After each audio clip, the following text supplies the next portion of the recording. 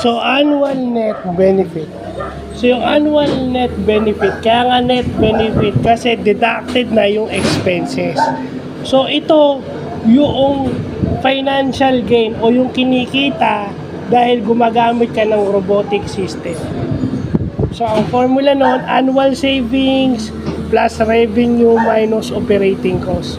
So, ibig sabihin, kung may na-save ka, plus yung kinita mo, ima-minus mo dun sa operating cost, yun yung annual net benefit. So, economically and business-wise, yun ang tinitignan mo, yung annual net benefit kasi nakaawas na o deducted na yung operating cost mo o operating expenses mo o OPEX.